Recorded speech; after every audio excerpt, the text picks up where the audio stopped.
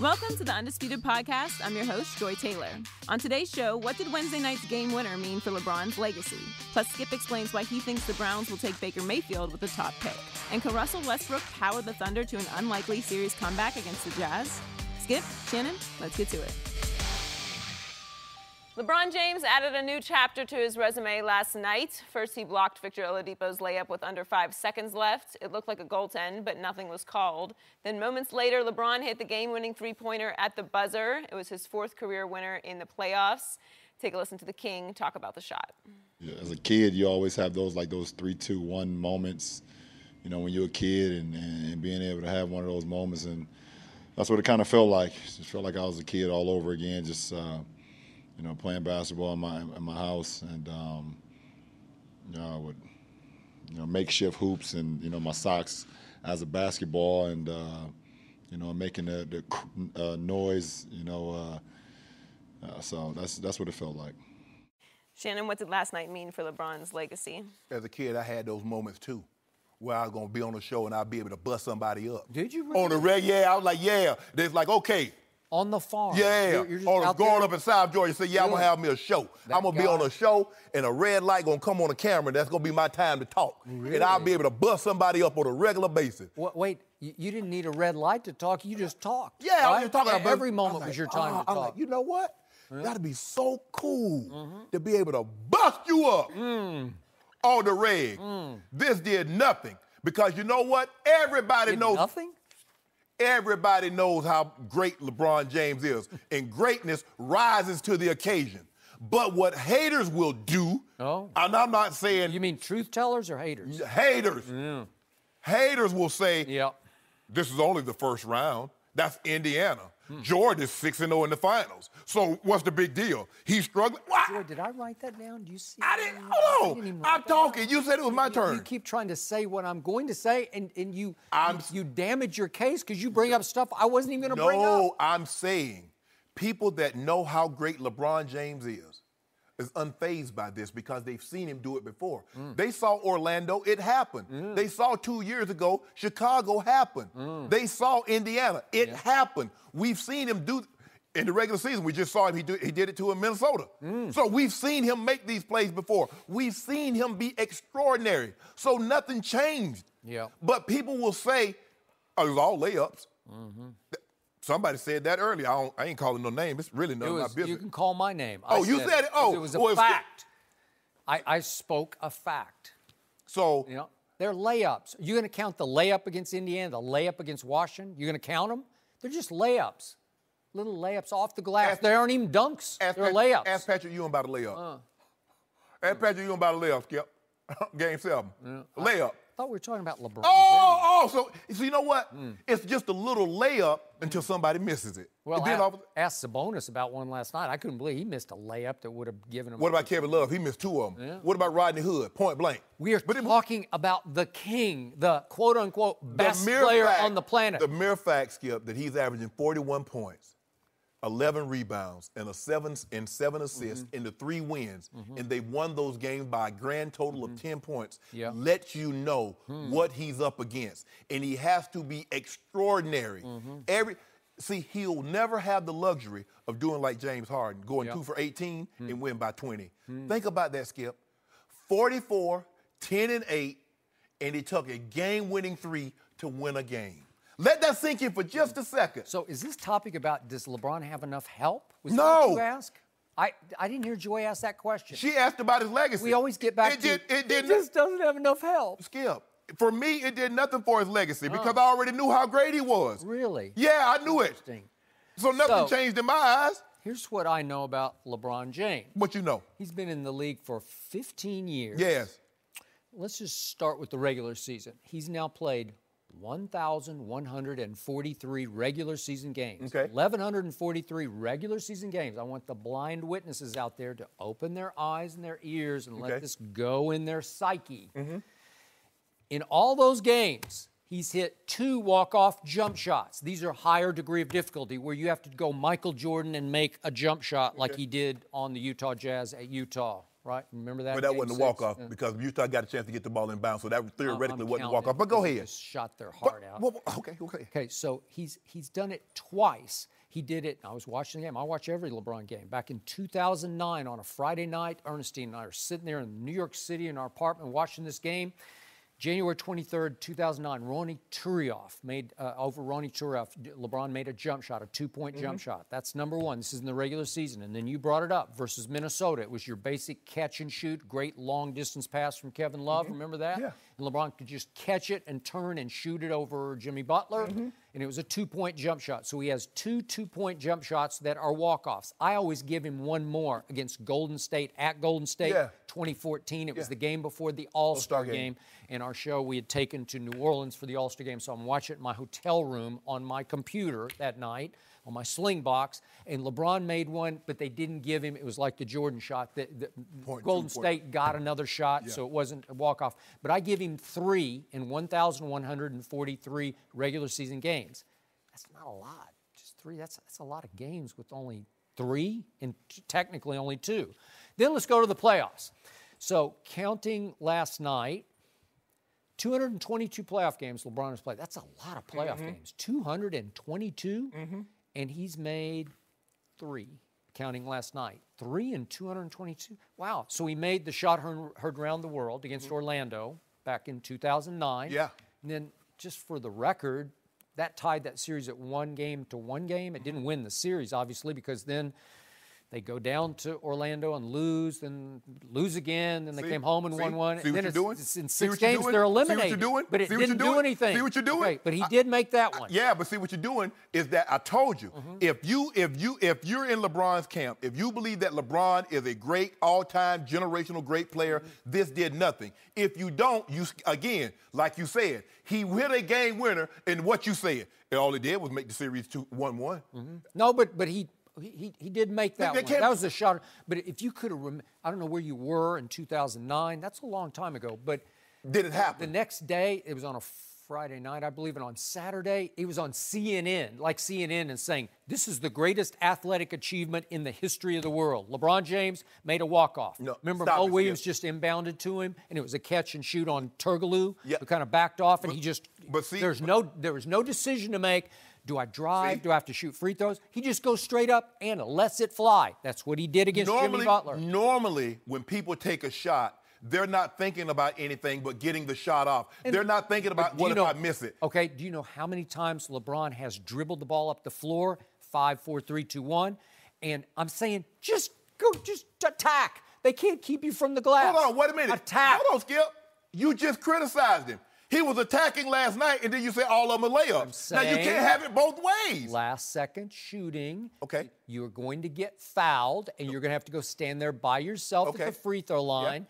And that brings me to the free throw stat, if you don't mind me throwing it out. All time, well, it's 15 years worth since he entered the league. We're talking about game-tying or go-ahead free throws in the final 5 seconds of fourth quarter or overtime.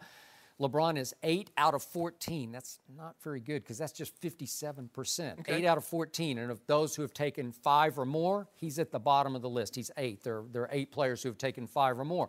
If we just do a minimum of 3 or more attempts, the list gets a lot longer. It goes down to 37. LeBron ranks 29th out of 37.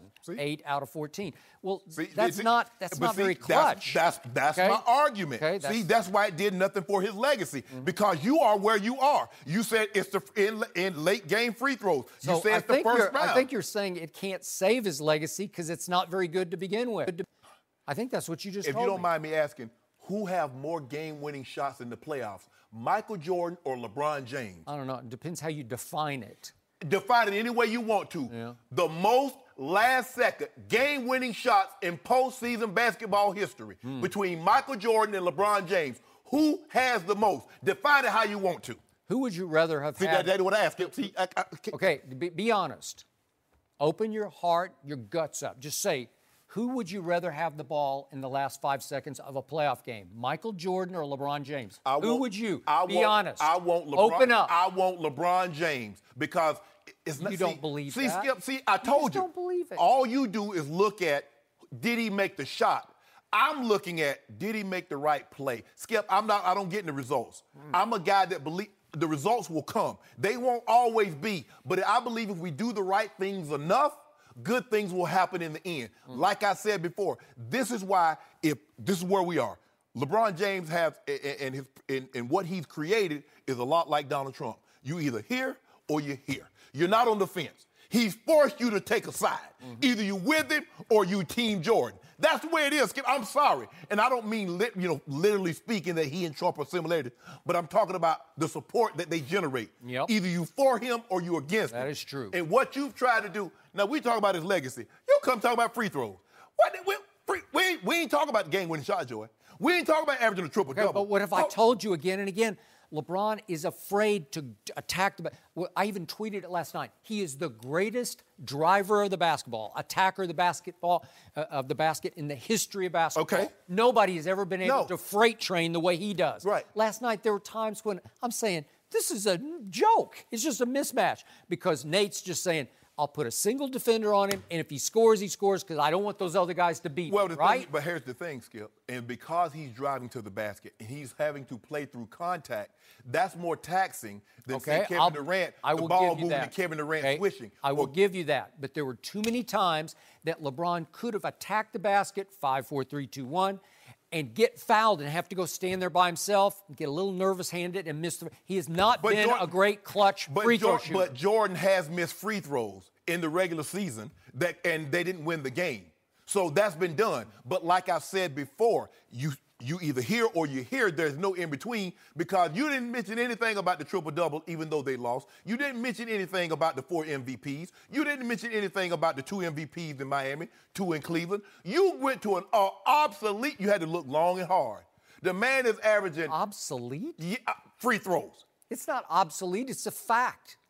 I mean, nothing's obsolete. It happened. It's on his legacy. It's carved in stone. So is those 6-game winners in the playoffs, which is one more than Michael Jordan. Okay. So is the most postseason points. No. And with the next steal, he's going to pass Scottie Pippen. So by the time he's done, he's going to have more. What happened last year? Was it Game 3 at Cleveland when it could have been a series? And the Kings team is ahead by 4 with 1:30 left, and the King has the ball in his hands. He's dribbling out near the top of the circle. And I'm thinking, you can close this deal, can't you? You're up 4 on Golden State, and all of a sudden we're going to have a series, right? But then, what happened? But then what you do? If he closed the series, that's what he's supposed to do. If he closed the series, that's nobody. He's been closing these last 3 games. Who closed the series? Oh, but that's Indiana. It's the first round. Because here's the thing. No matter what LeBron James does, this is what the argument will always be. So he might have 50,000 points. He could have 25,000 assists and 25,000 rebounds. Jordan was 6-0. So that's. Was that a fact, or am I embellishing? Am I exaggerating? How does that taint LeBron James' legacy? We talk about LeBron James. Well, if you're going to compare it to Michael's, it's going to get tainted. So finals is the only thing the way you measure a legacy. Am I correct? 6 with 6 MVPs in the finals? I'd say that's pretty hard to beat. I'm just saying, right? That's the only way to measure a legacy. I'd say in the end that would be the #1 statistic to apply to a legacy. 6-0 in the finals with 6 MVPs. Well, Joe Montana. That's the #1 quarterback of all time, because he's 4-0. You've been saying that already. You've already said that. Because it's hard. You already backtracked. A year ago, you said it was Tom Brady. Now you backtrack. I just want to know one thing. How do you get better than 4-0 with no interceptions in the Super Bowl? Okay, well, you're saying that, and LeBron that's James. a whole other argument for another topic. Did you see what LeBron did last night? He didn't miss a free throw. I agree. That was shocking. He took 24 shots. He's a 74% postseason. He was 100 last night. I know. It was rare. It was shocking. It was great. And they needed every last one. Thank you. That's my point. They did. That's my point. Because if he'd have missed one, you say that free throw he missed cost him the game, and he's unclutched. Yeah. But guess what? Guess what you can't say? What? You can't say nothing. That's what you can't say. Nothing. No mercy. Hey guys, Joy Taylor here. More Undisputed is on the way, but first, a quick word about Buffalo Wild Wings. There's a new boss in town at Buffalo Wild Wings, and he deals in bacon. It's the Bacon Boss Burger, featuring bacon 3 different ways and a blanket of white cheese sauce. And he's joined by other new favorites, like the smothered cheesesteak quesadilla, sweet chili shrimp, and Alaska Cod Classic. All pair perfectly with a Sam 76, a fruity ale with the crisp finish of a lager. Hurry in today and try them all before they're gone at Buffalo Wild Wings. Wings Beer Sports. Available for a limited time while supplies last. Please drink responsibly. No mercy. Our next guest played 17 seasons in the NBA. He scored nearly 15,000 career points and is 12th all-time in assists in NBA history. Rod Strickland, welcome to Undisputed. Welcome. Shannon Sharp. This man was about as fast with a basketball in his hand as anybody I ever witnessed. Well, he had some handles with the ball, too. Now, he was slick with it. Yeah, I was slick. I appreciate that. I appreciate that. Yes, sir. Well, Rod, let's talk about LeBron. He hit the game-winning three-pointer at the buzzer last night to give the Cavs a 3-2 series lead against the Pacers. On the possession before that, he blocked Victor Oladipo's layup. It looked like a goaltend, but nothing was called. After the game, LeBron and Oladipo talked about that play. Let's take a listen. I got a step on him. Felt like I even got grabbed on the way to the rim. I tried to shoot a layup. It hit the backboard. Then he blocked it. There's replays I guess you guys can see. I guess it's a tough play at the time for him, but it was a goaltend. I mean, it's hard to even speak on it. It just sucks, honestly. It really sucks. Even though we fought our way back, we tied the game up. That layup is huge. I definitely thought it was a goaltend. Of course, I didn't think it was a goaltend, man. I'm trying to make plays like that all the time, and he made a heck of a move, got me leaning right, and he went left, and I just tried to use my recovery speed and, get back up there, make a play at the ball, and I was able to make a play. Rod, what did you see on LeBron's block? It was goaltending. Thank you. Yeah. Thank think you. It was goaltending, but in that situation, if I'm Oladipo, I'm trying to dunk that ball. I got even on 6'9" LeBron. Well, he's behind me. Yeah. So my first reaction, I'm getting straight to that rim, and even if I'm not going to dunk it, I'm gonna use that rim to shield me, and probably use your left hand. Would you try to dunk it with your left hand? Well, if I'm Oladipo, depending, but if you're going to go in there, dunk it with right or left, but you got to go with that force. But I'm always, and that's experience, I know LeBron, he's coming, or he's lurking. It's a possibility. So if I have that ball, I'm going to look first. I'm going to see where I'm at and see who's around. But I'm attacking the rim. I got to attack the rim. I may show it right, finish left, dunk it, but I'm going straight to the rim. I think he tried to finesse it a little bit. And I think that was a little mistake, and that's experience. So why didn't those three referees, any of them, blow that whistle? I don't know. That's a great question. Bang, bang. That's a great question. It's the King's house, and they fear for their lives trying to get out of there? I don't know. No. It was a great play. Great play? We have the luxury of having replay and see it slow down to the 1,000th of a second. I thought it was in real time. But see, you thought it was. Well, would you have gone on record? Would you have gone and said that's goaltended?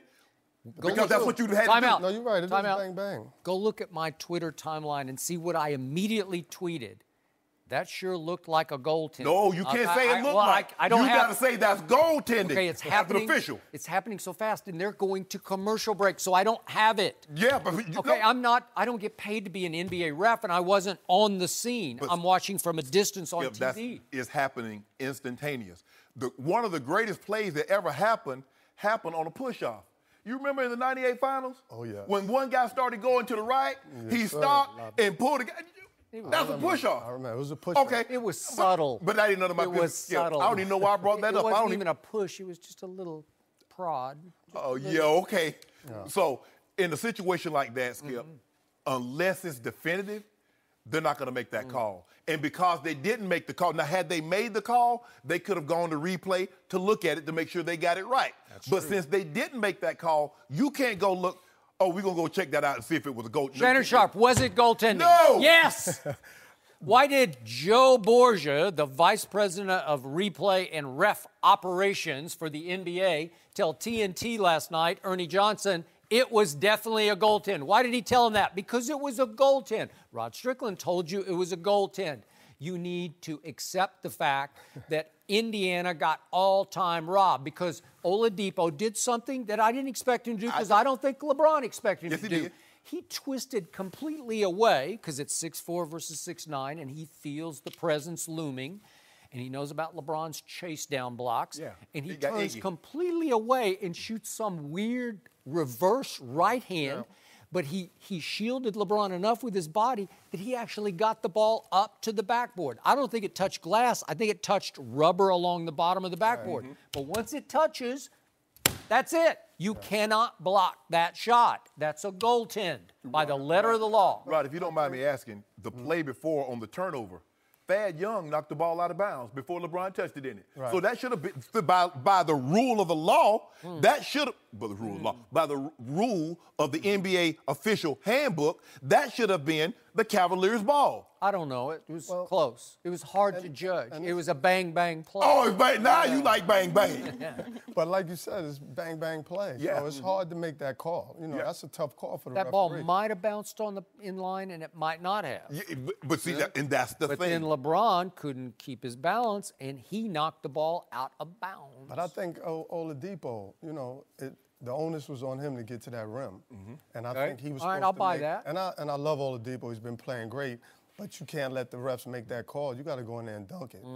You have to find a way. And it's tough because it was a goaltender. And by the way, if we could see Oladipo go down the lane again, he did make the point that LeBron reached in and did hold him a little bit. Again, if we could just see it one more time, he brought it up. So I'm going to bring it up because it happened. LeBron reaches in with his right hand on Oladipo's drive. He reached right in there, and he just impeded him. That's what I'm about to say. That's part of the game. Okay, all right, so that's part of the game. So now we go to the last second shot, and it was a great shot. LeBron's monumental blunder got canceled by a monumental, maybe season-saving shot that he made. The block. But who freed him up?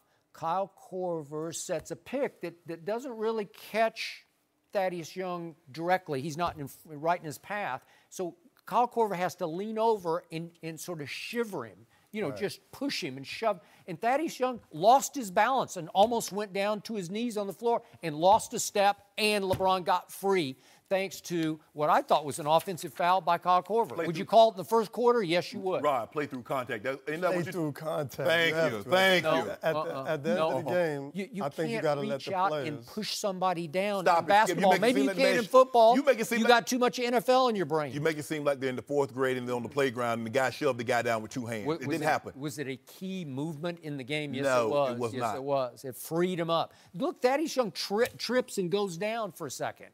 Because he already knew. He didn't want to get in that frame. But too late. Gotcha.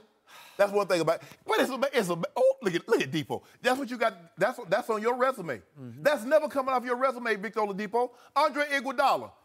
That's never coming off your resume. Thad Young. That's there.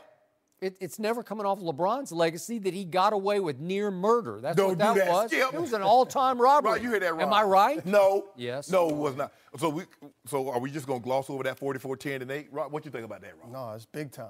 I mean, I think LeBron now is trying to keep adding to his resume. Yeah, he's trying to build those stats. Build we those get stats, it. chase that black cat, MJ, Michael Jordan, and Kobe and those guys. Yeah.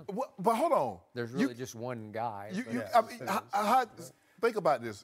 Rod, they only have one guy on Cavaliers other than LeBron averaging double figures. Yeah. That's Kevin Love with 11. Yeah. LeBron is 35, 11, and 7. And they got two guys. So it's taking these stats in order for them to win. If he would have think about this, Skip. Like I said, in 2014, when he first went back, and they was in the NBA Finals and they lost in 6 games to the Golden State Warriors, LeBron was 36, 13, and 9, and they lost in 6. If he's averaging 36, 13, and 9 in this series, they'd have got swept in 4 games. The 3 wins, he's 41, 11, and 7. So what has Nate McMillan game planned LeBron with? A single defender every time down the floor. He is saying, go ahead, shoot layups. Last night, he must have shot a dozen layups. I'm talking about layups off the glass. Yeah. Not dunks, just, thank you very much. Nobody's going to stop me. I'll just lay it in. Punish him. Yeah. Okay, layups. So he makes 2 shots outside the paint, and the last one was the last one, right? Yeah. That was a 3-point bomb. And other than that, that was the only 3-pointer he made the whole night, well, right? When they did double Jerry, what happened? He put 150, 200. If you're not going to, it's not my fault, Skip. If you think you got one man that can cover me one-on-one, okay, put him down on the block and let's see. You've been complaining about JR did nothing, Kevin Love did nothing. But guess what they're doing? JR has 0 points. That's nothing, right? But what is Nate McMillan telling his troops? He's saying, just stay with your man. Just stay. We got one guy on LeBron, and let him have it. Let him have it. At some point in time, they're going to have to change their game plan because LeBron has been doing it. And you know, I think this whole season, okay, but you think know, about everybody thought about. But think about this. Indiana wins game 1 in a blowout. So the plan worked. And now we've had 4 straight games that have gone to the wire. Now, Indiana's lost 2 of those 4, but 4 straight have gone to the wire with that game plan. So Nate, if he's sitting here right now, would say it's working. No. Yeah, but let me say this, though. It is working because they're in the game and they go back to Indiana. So they're definitely in it. But I think at the end of the day, we know LeBron is the guy. Sure. And so I think at some point in time, you may have to make one of those guys make a shot. Yeah, but here's the thing, though, Skip. In the first game, he had 24 points. In the next game, he had 44. In the next game, he had 36. In this game, he had 44.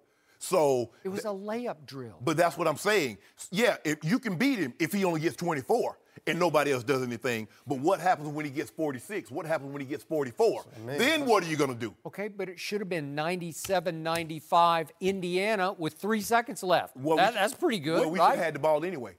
We should have got the ball because Thad Young knocked the ball out of bounds. So we should have, by right, we should have got the ball back with a chance to go up by 2 or 3, which I think we'd have been up by 3. But to Skip's point, you know, Indiana's been in the game. And now you go back to Indiana, you can bring it back to Cleveland. So, I mean, they're in it. But I think they may have to, if LeBron is playing as well, I think you probably bet on that. Hopefully he can't do this for 7 games. Yeah, we know he can. At this point, he's doing it. We know he can. So, Shannon, how do you feel about the fact that the 2 starting guards for the Indiana Pacers, Oladipo and Collison, they combined last night to go 3 for 20. Victor Oladipo shot 2 for 15. He shot 1 for 7 from 3. And Collison scored 4 points and he scored 12 points. And you still hung in this game and had a real shot at winning it? You have a real shot. If JR goes 0 for 8, Kevin Love goes 2 for 11, and so that would make them 2 of 19, and they scored 11 points. So theoretically, Collison and Oladipo scored more points than Kevin Love and JR. Okay, but wait a second. Who is Indiana's best player? Victor Oladipo.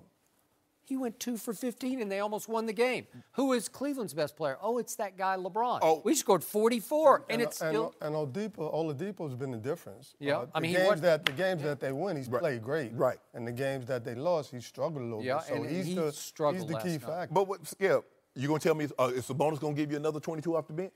22? Yeah, he's going to give you another 22 off the bench. You counting on that? Well, is Kyle Korver going to give you another 19? And Kyle. Ford Korver going to do what he do. He got 5 more in him. He makes 5 out of 9. He got 5 more on Friday. It felt like it was 7 to 7 to me.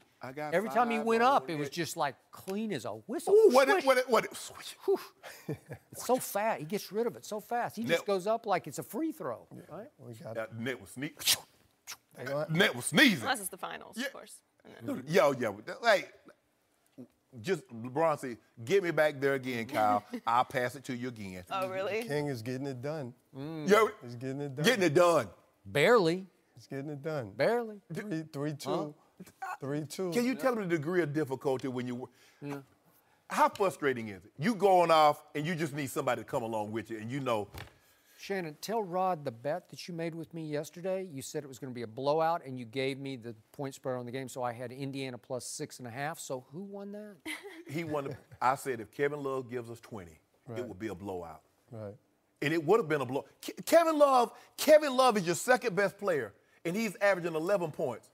Lance Stevenson is what? The 5th or 6th best player? But wait, and he's in our bet, 10.5. Wait, in our bet, I didn't give you an escape clause about No, Kevin Love. I mean, it's just, this was it, right? You either win or lose. But what did I tell you So LeBron was going to do? really you bet on Kevin Love is what you did. Yeah, but what did I tell you LeBron was going to do? You said it. Indiana's tough. I don't think they're blowing them out. I think these games will be close. I think they'll be competitive. Well, if Kevin Love Like only goes LeBron score said, 11 they're points, it's going to be close. I think you're saying give it's up. going 7, I right? think it's going 7. Nope, I think it's over. I think Six. Uh-oh, We're due somebody on might lose Friday. another case. Oladipo's going to come through in this game. Rod, thanks for joining us. Thank you. No mercy. The Thunder entered last night's game down 3-1 to the Jazz, and then they were down by 25 points in the third quarter. But then Russell Westbrook went off. He scored 20 of his 45 points in the third quarter to lead a huge comeback by the Thunder. Paul George added 34 points, and OKC is now down 3-2 with Game 6 tomorrow in Utah. Let's take a listen to Westbrook on the comeback. It's very, very important, especially to win to go home, regardless of what's going on throughout the game. You always got to give yourselves a chance to win. I thought our guys did a good job of that tonight. Our team did an amazing job of sticking together and coming out with the win. Skip, were you surprised by the comeback? I was all-time shocked by that comeback. I thought the Thunder I had picked were done at halftime when they trailed 56-41 to a team that had won 32 of its last 39 games, a team that looked vastly superior to the Oklahoma City Thunder, whose offense had degenerated right on cue into 3 disconnected solo acts. Is it your turn or my turn to shoot another forced-up shot? Oh, why don't you shoot a 4-shot, and then I'll shoot a 4-shot. So, with 8:34 left in the third quarter, somebody named Jay Crowder hit his 6th three-point shot of the night. Do you remember Jay Crowder, Shannon Sharp? I do. He's an ex-Cavalier. I think LeBron had no use for him, and I immediately tweeted, maybe LeBron is starting to miss Jay Crowder and Dwayne Wade at this point. But Jay Crowder hit his 6-3, and that made it 71-46, and Billy Donovan called an angry timeout, and I was about ready to say, I'm going to cash it in for the night. I'm just going to go to sleep. Maybe I'll get 5 hours instead of 4 hours of sleep. And guess what? A Russell Westbrook, who at that point was 3 for 16 in this series from the three-point line, that's a grand total of 19%, he finally made a 3. Okay, no big deal. And 30 seconds later, he made another 3. And then a couple of minutes later, he made another 3. And he finally made his 4th 3 of just that third quarter, and it tied the game. They went on a 32-7 run, and I must give credit to a guy who's not George Paul today. He is Paul George. That's the new sidekick. That's the better Oladipo for Russell Westbrook. That was playoff P because he was special P in that third quarter. And Russell Westbrook, the all-time warrior that he is, he just willed his team in front of the home crowd right back into that game. I don't think I've ever seen anything quite like that on degree of difficulty against a team that was dominating you, and all of a sudden, it was reeling right before your very eyes. Utah looked inept because Russ shot them right in the heart. Took their hearts on that night. We'll see if they can have some open heart surgery before Friday night. We'll see how that goes. But in the end, it was a do-or-die win for the Thunder, and they lived thanks mostly to Russell Westbrook just saying, not in my house. I see your shock, and I'll raise you 2 shocks. I'm extremely, very, very shocked that they were able to do this. Okay. Skip, we just saw last year. James Harden is still trying to dig out from a game similar to this. Remember what happened with San Antonio without Kawhi? In James Harden's building. Yep. James Harden is still trying to get out from under that avalanche. He is. If Russell Westbrook had lost this game in the fashion that it looked like they were going to lose, Russell Westbrook next year would be still trying to dig out of this onslaught. For them to come back because they show no – what would ever make you think, after watching these last 3 games, what would have ever made you think that they had that in them to come back? Yeah. I didn't see it. But Russ got going. But even when Russ got going, he needed somebody to come along with him. Carmelo, I don't know what Carmelo lunching.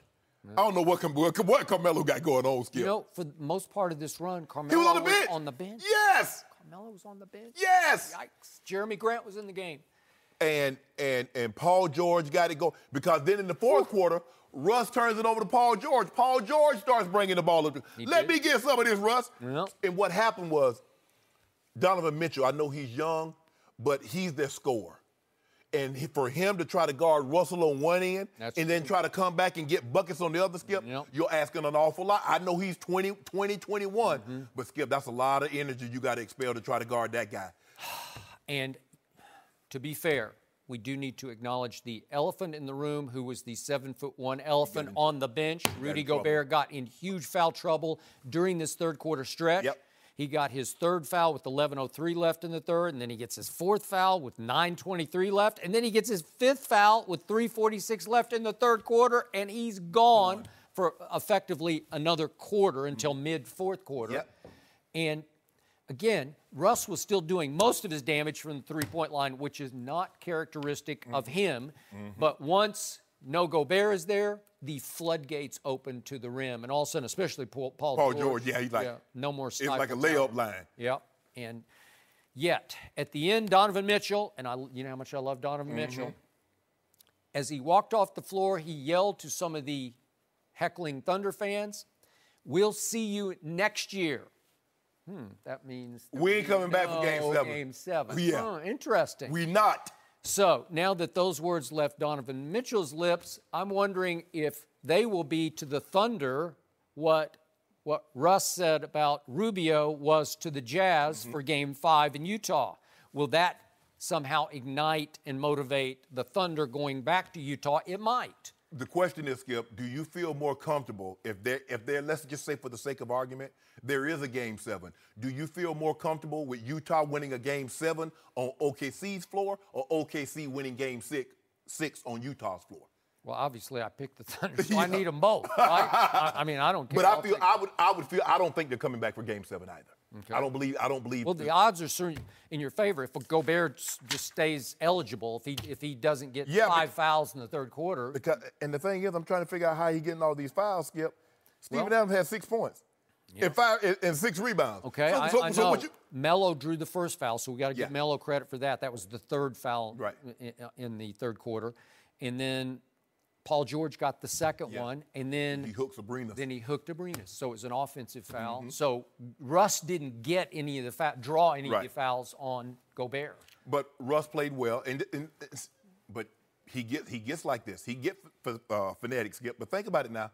He only scored 6 more points than shots he took. He took 39. Let that sink in. He took 39 shots. He did. I know a guy had 44 points on 24 shots. But, George, that's none of my business. I don't even know why I brought it up. But Russ only took 6 free throws and made all 6. LeBron got 15 free throws. 15. That referee loved them some LeBron last night, didn't they? I guarantee you. They protected him. They protected Kyle Korver. They protected the goaltender. If that was James Harden, he'd have had 23 free throws. Maybe. I'll give you that on James. But look, Russ only had 6 free throws. So LeBron ain't only made 1 3. And he ain't take up no 39 shots. Nope. Imagine if he took 39 shots, how many points he'd had. What you think, Skip, 70? Okay, the truth is, if I just showed you this box score and you didn't know what had happened, you'd say the Jazz won this game. But what you don't know is that the Thunder went on a 32-7 run in the third quarter. And you don't know that the Thunder won the second half 66-43. Well, the stats are skewed because they were so bad for a half, and then they were so great, they kind of balance out. But it looks bad that he took 39 shots because in the first half, he was awful. Yeah, it happens. But, hey, give him credit. But I tend to agree with Donovan Mitchell. Okay. Well, I hope Russ is watching right now, and I think he might be. Can I get some due on that? And I hope Paul George is watching. Can I get... No. Oh, now you want to call the man by his name. Paul George. No, call him what he is, Skip. He's playoff P. I love this man. No, I don't want to be disrespectful, Joe. I don't want to come off as disrespectful. Yeah. But he is a complimentary superstar. Well, he is that. Oh, I hope you think he's better than Russell Westbrook?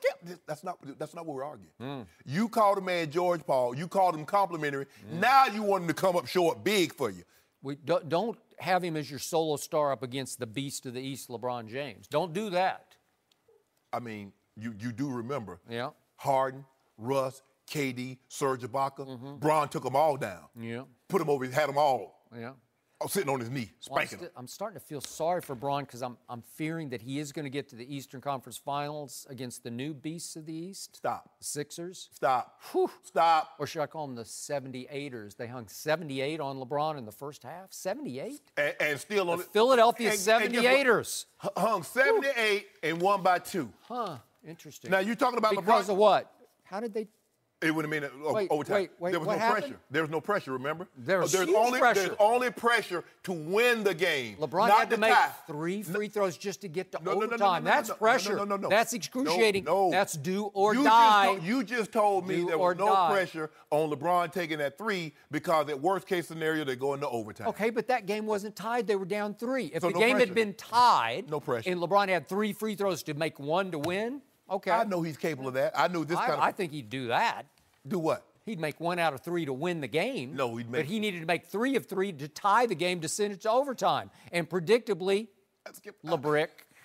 What I try not to do is I really try not to go too far backwards because I'm really trying to move ahead, Joy. And if you keep going back. So, Joy, we went all the way back to Craig Elo. That's how far back we went. Craig Elo? I mean, how many times LeBron got to hit a shot or walk off? Huh?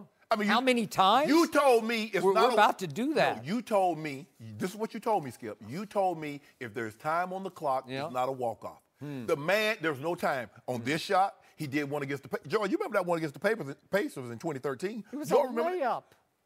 It was a layup. So they don't count those as shots? Yeah. And by the way, most of his points last night were just layups. What? See? Well, they were just layups. I told you am I right? What I said, I know you. Am I right? I know you. I knew what you was going to do. But Nate McMillan's just saying, you know what? Put anybody on him. Let him shoot layups. It was a layup drill. So he got 44 mostly on layups. And guess what, Nate? He made 2 shots outside. And guess what Nate's going to be saying Friday night? Yeah. We had a great season. Yeah. That's an all-time great player over there. Yeah. They deserve to win. That's what he's going to be saying on Friday night. Ain't no might. Yeah, we'll see. No, I don't need to see. I foretold. No, you foretold of this? What you foretold of a blowout last night? Well, I said it would be a blowout if Kevin Love gave me 20. That's what I said. Oh, so you hinged it on poor Kevin Love. Now he's poor Kevin. You what, Skip? You know who doesn't have any help? Lance Stevenson. He needs some help. He didn't get any help from Oladipo or Collison or anybody else. You do know JR. How many points? Skip, can you tell me how many JR had? Now, I played 0 minutes, and he and I had the same amount of points. Really? Huh. 33 minutes gave you 0. Kevin Love, how many minutes Kevin Love played? Kevin Love played almost 38 minutes. 2 of 11, had 11 points. What am I supposed to do with that, Skip? Help me out. Victor Oladipo played 40 minutes. How many points did he have? 12, which was more than Kevin Love. But what did he shoot from the field? 2 for 15. 2 for 15. Darren Collison had 4 more points than JR. Oh, okay. Well, that's 4 total. Oh, yeah, more than JR. Yeah. So those two outscored Kevin Love and JR. Well, either way, Friday night is big night. No mercy. Hey everyone, Joy Taylor here, and before the show moves along, I want to tell you about an exciting new show. It's called the Fox Sports Daily Brief, available only on Facebook Watch. We all know everyone is busy, but the Fox Sports Daily Brief takes the biggest stories in the world of sports and delivers them to you in one video on Facebook. It's all you need to know about sports from the biggest stars at Fox Sports. So log on to Facebook and search Fox Sports Daily Brief and look for new episodes weekdays. Now back to the show. No mercy. Josh Allen could go #1 in the first round of tonight's NFL draft, but there is a new controversy surrounding the quarterback. Yesterday, Allen apologized for offensive tweets from when he was in high school. He used the N-word several times and responded to a question by tweeting, "If it ain't white, it ain't right." Yesterday, he apologized, saying he was, quote, young and dumb. Shannon, would this discourage you from drafting Allen? It was a negative. It's a red flag. But what you have to understand is that anybody that's going to bring this young man into their locker room, Skip, the dynamic is what? 65, 70% of the participants are African American. Now, they're going to be looking at him side-eyed. They're going to like, hold on, so you think because you white, you right. That's what people think. Forget the N-word because he's throwing that around like it ain't nothing, like he Tupac, like he rapping, like he Eminem. He throwing that word around like it ain't nothing. But the one that they're really looking at him side-eyed, if it ain't white, it ain't right. I circled it. That's Really, dude? What? What I told you, my grandmother told me that. She said, boy, there's 3 people that tell you the truth. Kids, drunks, and angry people. Yeah. Now, which one of those was Josh Allen? They say he did this when he was in high school. 16-ish. So he a kid. Yeah, okay. So he a kid. Yeah. Okay. Okay. Skip, because here's the problem, is that you're talking about this guy being the face of your franchise. You can scrub it all you want to. You can apologize. I mean, remember, according to the reports, the Browns are weighing Baker Mayfield or Josh Allen. Right. So Josh Allen could be the first pick in the draft, right? Yes. And he's the face of your franchise. Woo. And 65, 70% of your franchise that take the field are African Americans. Now, they're going to be walking by this young man looking at him side-eyed. Now, he's going to try to do things to get them all together, Skip. Come over to the house, have a barbecue. Let's go bowling. Let's go to a movie. Let's do a hang. And they're going to be looking at him like, are you for real, or are you trying to play down what you said 4 or 5 years ago? Yeah. Which is which? I don't know. Cleveland Browns or whomever bring this guy in their locker room, they better think long and hard. Agreed. Because I'm going to tell you how the guy, having been in the locker room, we hear everything we know everything before you set foot in that locker room. So when you say whatever you said, we need to know why. Seeds of doubt have been planted. Absolutely. Absolutely. So allow me to say something I've said many times on national TV in the past.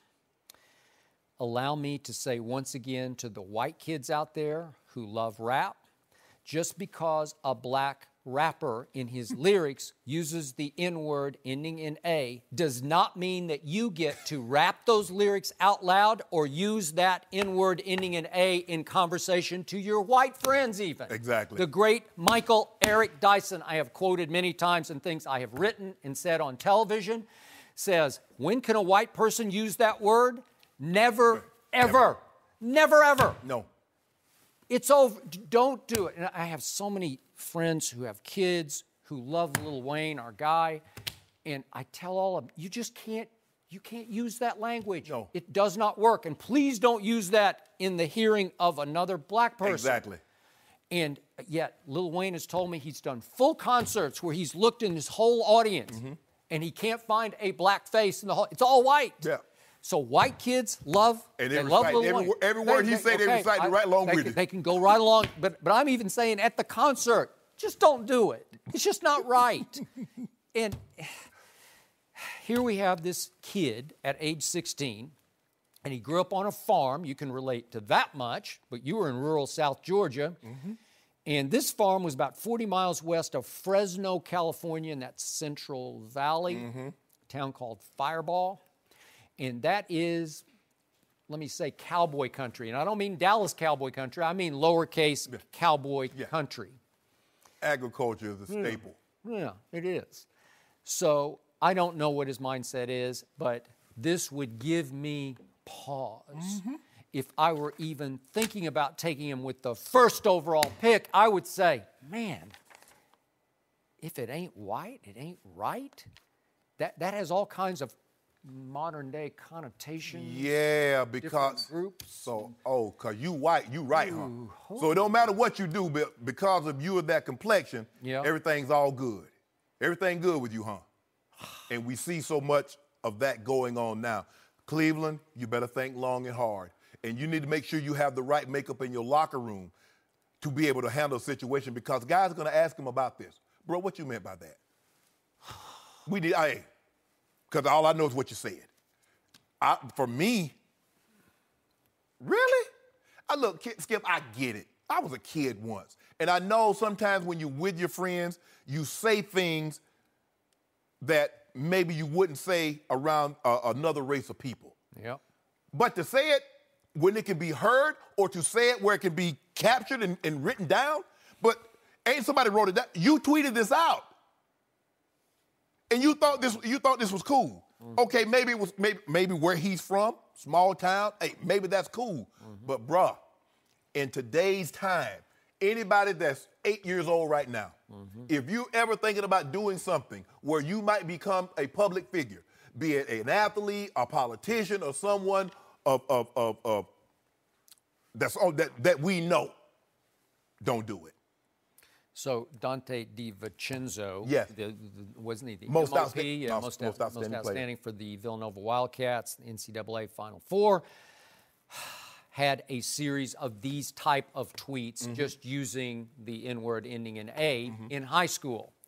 But they came out after he had won the MOP, and nobody at this point is considering Dante as the face of a franchise. Right. I think he can play pro basketball. We talked about that, but that's still a ways away. This is the eve of the National Football League draft. Remind you of something else. You remember Laramie Tunsil? Now, he was been projected thought of as being a top 4 pick. He was. Now, all of a sudden, the Instagram comes out of him with a bomb. And now, all of a sudden, he lands in the Dolphins' lap. Now, he's been a very good player for the Dolphins. The timing is not an accident in this, Skip.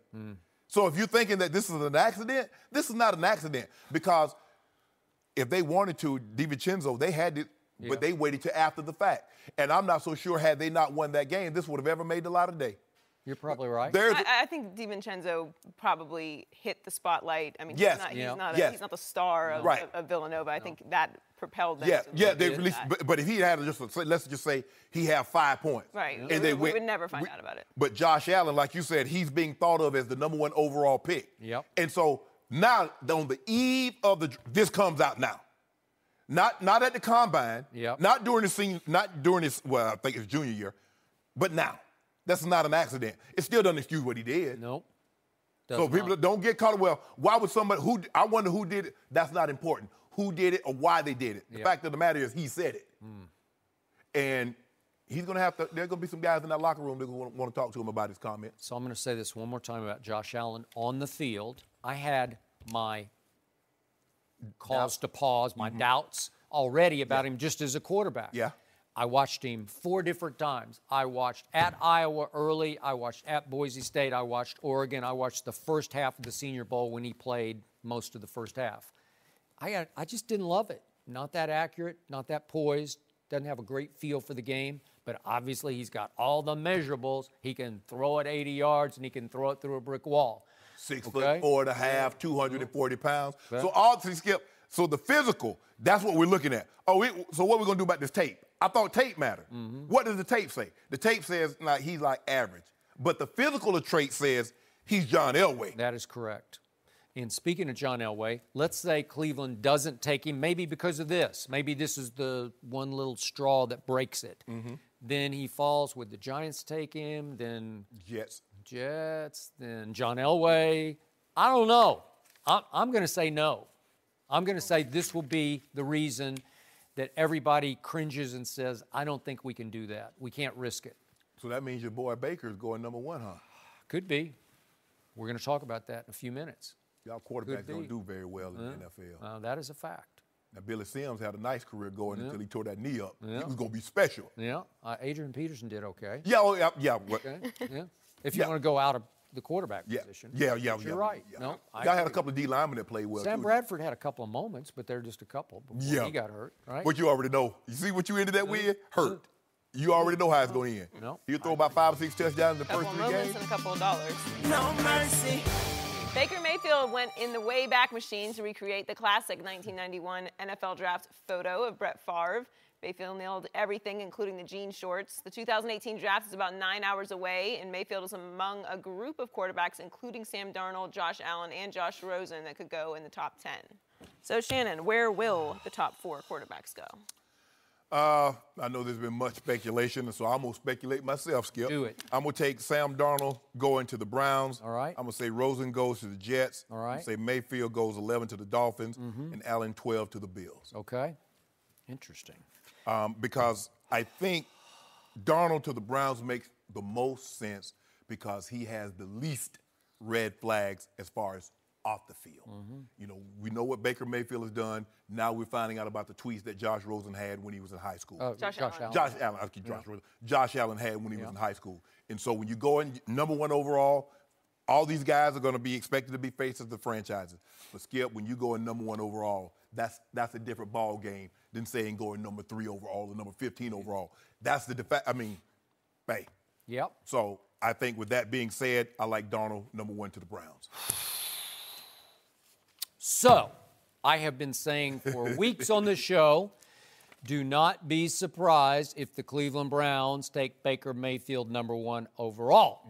And I've said many times, if Hugh Jackson has a large amount of input into this decision with obviously the new GM John Dorsey, the owner Jimmy Haslam, I just have a gut feeling that Hugh Jackson would lean Baker. I think they all have issues with Baker, and now I have another issue with Baker. This Brett Favre memorial picture that they went way out of their way to reconstruct. Yeah, to get everything nailed down. Wait, the mom went out and bought wallpaper to look like the paneling, the wood paneling on Brett's wall. So Baker is saying, look, everybody, I'm Brett Favre. You like that? No. I don't love it. I just don't love it. Does he know some of the problems that Brett had off the Probably field? not. And by the way, does he know how great Brett Favre? Because he was pretty great. Your brother could attest to that, right? But remember what led Brett to get traded out of Atlanta. He had big issues. Yeah. Baker, do you know, and there's an issue that he went to get help for. He did. Baker, do you understand? See, I think he's saying, well, I'm Brett Favre on the field. I'll take risk, and I'm going to be great and play 20 years, all that. Very good point. But because the reason I think that Green Bay, quote unquote, stole Brett from the Falcons, absolutely, he had some big alcohol issues to start with, and then he had some pain medication issues that he needed help for. Well, put it like this here: he spent more time in Buckhead than he did up in Swanee. He did. Well said. And Swanee is where the training used to be. It's in Flowery Branch now. But Skip, why? Why? I don't know. So if you draft Baker Mayfield, this is what you're going to get. You're going to have to put up with that. He's going to plant flags. He might grab his crotch. And you just hope he doesn't get arrested for public intoxication. You just hope he doesn't go full-on Johnny Manziel and go completely over the edge as Johnny did from alcohol to drugs as a Cleveland Brown. So is it possible the Cleveland Browns would risk taking the next Johnny Manziel after they flamed out so ingloriously with the real Johnny Manziel? Is it possible? I'm going to say they close their eyes and go there because for all this, all the red flags, I'm telling you, he was the best performer of these quarterbacks. I can just show you the numbers. He's got a big arm, nice, not a huge arm, but a good arm, can throw the deep ball, high football IQ, operated a very complex Lincoln Riley offense at Oklahoma, and put up the top QBR in college football total QBR the last 2 full football seasons.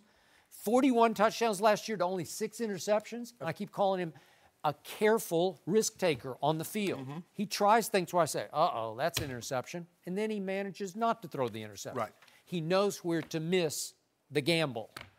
Okay, so I think he can play. Charlie Weiss, remember, day after the national semifinal, the loss to Georgia, double overtime. Charlie Weiss sat right there and said, I want that kid, Baker Mayfield, because he has things I can't teach. Whatever that spark is, that competitiveness, that chip on the shoulder. He's always had a chip on. He walked on twice. The thing is, Skip, all these guys have flags. Have some, whether there's turnovers, whether it's, intellectually being challenged or how he takes the coaching or issues off the field. So everybody has the issues. Basically, you put on a blindfold, they spin you around, and whichever one you touch, he's coming. Okay. So I'm going Baker, number 1 to Cleveland, and I'm going Saquon, number 2 to the New York Giants. And I don't love him either because I dare anybody to go put the tape in at Ohio State, at Michigan State, back-to-back, and tell me what you see, because you're not going to see a whole lot, except he returned the opening kickoff at Ohio State. You believe if Baker goes 1, that the Giants would really pass on Darnold? I just think it feels like the new regime is committed to Eli for the next 3 years. I think they're thinking Tom Brady-esque, like he can. But what I didn't see it last year. What has he shown to make you think that? I don't know. I saw erosion last year, but you can certainly give him a pass, so to speak, because he lost everybody. He lost Odell and he lost Brandon Marshall. Okay, how about this here? Let's throw last year out of the way.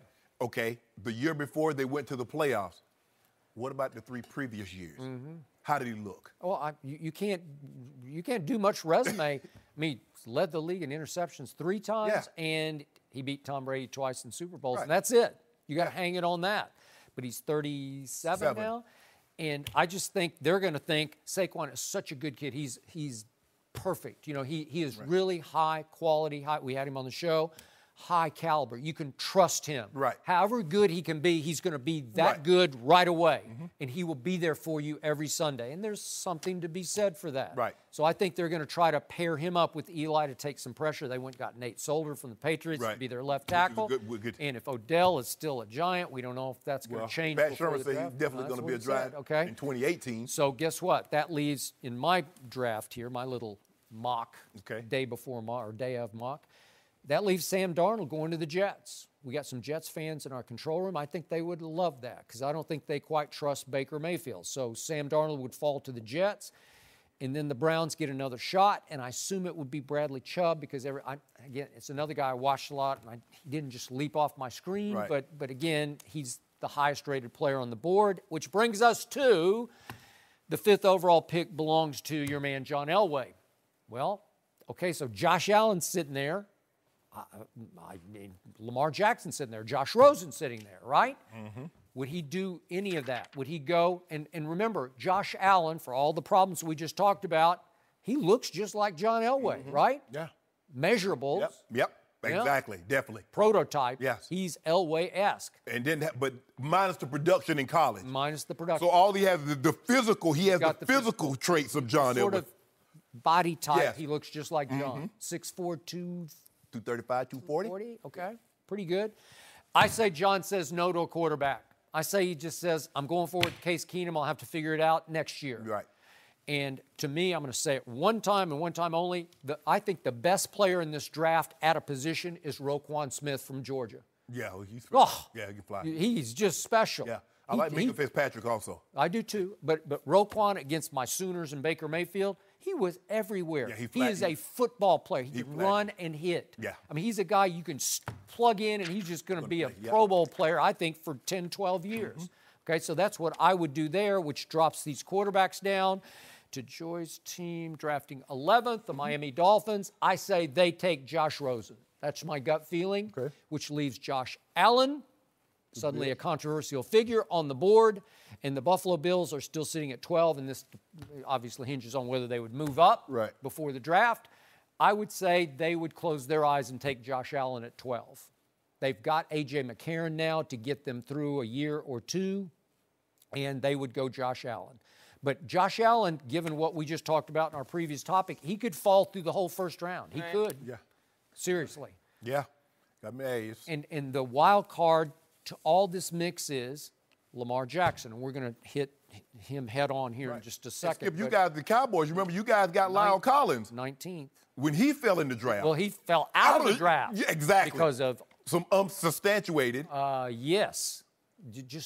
There was a lot of conjecture about his murder. Involvement in a murder. And then nothing. But you just cost that man probably $15 million. You probably did, because I think he was a top 10. Yeah, absolutely. Yeah.